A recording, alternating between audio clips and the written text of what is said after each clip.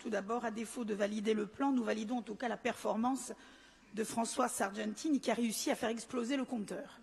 Donc déjà, chers collègues, bravo, au moins sur ce point-là.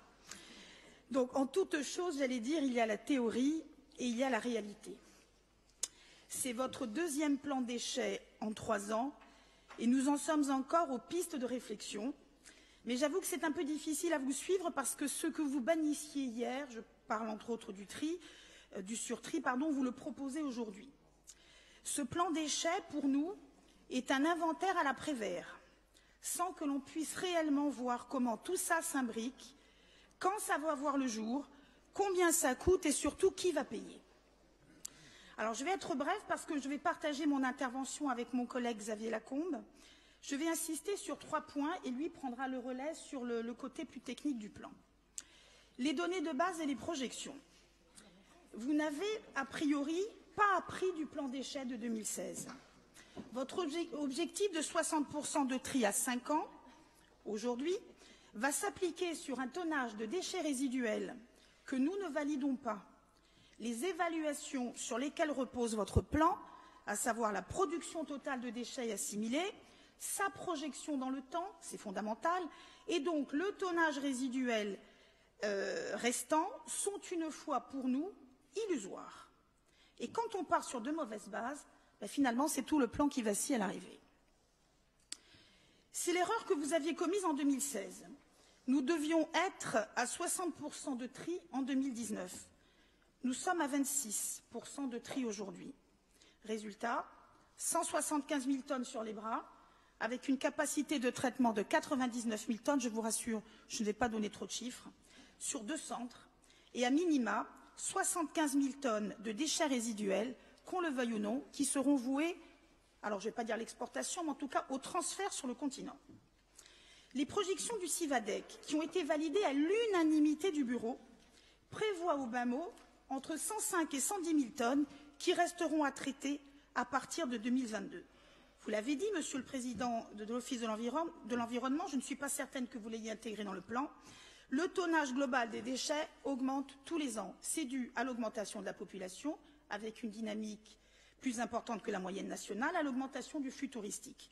Certes, l'augmentation du tri, là vous l'avez précisé, va l'absorber, mais ce ne sera pas suffisant. Je souligne en passant que dans les 19 intercos de Corse, c'est durant l'été que le taux de tri est le plus fort. Levons donc un doute, à ce stade, un doute que vous entretenez. Le transfert sur le continent n'est pas une possibilité, ce sera malheureusement une certitude, ce ne sera pas du provisoire, mais en tout cas du pérenne, au moins jusqu'à horizon 2023-2024, voire plus. Donc je laisse mon collègue Xavier plus tard qui va vous parler de l'aspect technique que vous développez dans votre plan. Je note quand même que dans votre catalogue, vous balayez tout recours à la valorisation énergétique. Je salue d'ailleurs la proposition de nos collègues, entre autres par Tony Paul, qui propose effectivement la tenue d'un référendum. Vous balayez tout recours à la valorisation énergétique alors que la technologie de traitement industriel des déchets n'en est qu'au démarrage. Et vous vous abritez d'ailleurs derrière des textes de loi que nous cherchons encore. Vous refusez de relancer la moindre étude mettant en avant les risques environnementaux et sanitaires. Alors pourquoi? Est-ce que des camions qui sillonnent les routes de Roliane pour aller enfouir à Vigianello ou la prolifération des centres d'enfouissement, est-ce que vous pensez que c'est plus sain? Avons-nous étudié les impacts écologiques et sanitaires? Je vais parler du coût et du surcoût lié à l'export ou au transfert, mais pas que. Il y a bizarrement un point crucial qui manque dans votre plan. Il n'y a pas de chiffrage. Qui va prendre en charge les surcoûts de la collecte au porte-à-porte? Et je vous en parle en connaissance de cause, puisque j'appartiens à une intercommunalité qui a développé le tri à partir de 2005 et qui fait partie des intercommunalités qui ont une des meilleures performances en la matière aujourd'hui. Qui va prendre en charge les surcoûts liés au porte-à-porte? En passage, ma chère Vanina Borromée, il faudrait peut-être que vous budgétiez beaucoup de travaux sur les routes, parce que je ne suis pas persuadée qu'aujourd'hui la qualité de nos chaussées nous permettra de faire du porte-à-porte. Les surcoûts liés au transport des déchets et liés à l'enfouissement ou à l'incinération sur le continent. Donc moi, je pense qu'il faut arrêter déjà l'hypocrisie. Sur ce sujet, c'est l'usager qui va continuer à payer. Le tri est fondamental pour l'environnement et nous souscrivons à 100%. Mais c'est très cher et ça va avoir un coût à l'heure où la taxe d'enlèvement des ordures ménagères explose. J'ai ensuite deux autres points que je souhaiterais pointer, c'est le cas de le dire. La maîtrise publique de la gestion des déchets.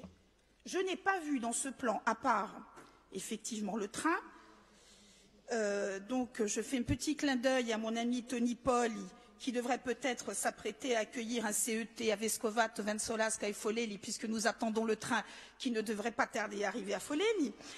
La maîtrise publique de la gestion des déchets, je n'en vois pas.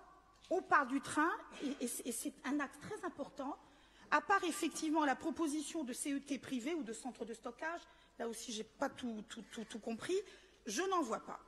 Et enfin, je voudrais conclure, avant de laisser mon collègue Xavier prendre le relais, les engagements et la convention cadre entre tous les acteurs, la collectivité de Corse, l'État, le CIVADEC et les EPCI. Oui, il la faut. Oui, il la faut. Il faut que les engagements de chacun soient formalisés. Il faut effectivement que ce soit encadré, c'est le cas de le dire, par une convention cadre et décliné par des contrats de territoire. Vous dites, et vous avez raison, que cette convention va révolutionner les méthodes de travail. Il faut effectivement que les engagements soient formalisés.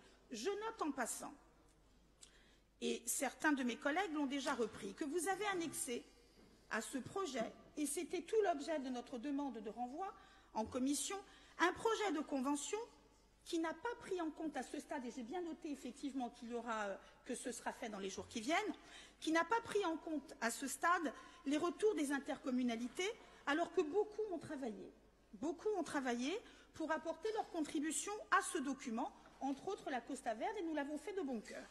En passant, nous avions proposé que cette convention se fasse sur 5 ans pour cadrer quelque part, pour qu'elle soit cohérente avec votre plan déchets sur 5 ans. Je ne suis pas certaine que ce soit accepté. En tout cas, c'est une de nos propositions.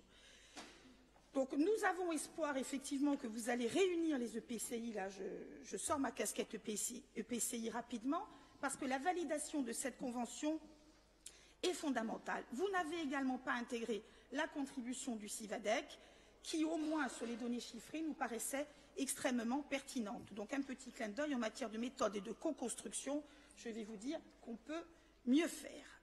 Enfin, en conclusion, je conclus avant de laisser la parole à mon ami Xavier, je peux déjà, sans être voyante, vous dire comment vous allez justifier le fait que les objectifs ne seront pas atteints dans 5 ans. Ce sera la faute des EPCI et probablement du CIVADEC qui n'auront pas fait leur travail. Alors moi, je vais vous dire, face à cette brillante démonstration, et sur ce que j'appelle un petit peu de façon caricaturale le yaka faucon, moi je vous propose de reprendre l'entière compétence en matière de déchets, du traitement à la collecte. Le millefeuille sera réduit. Je ne suis pas en tout cas personnellement certaine qu'il sera meilleur. Et j'allais terminer en disant qu'il n'y a pas de bon port pour un bateau qui n'a pas de cap. Je vous remercie.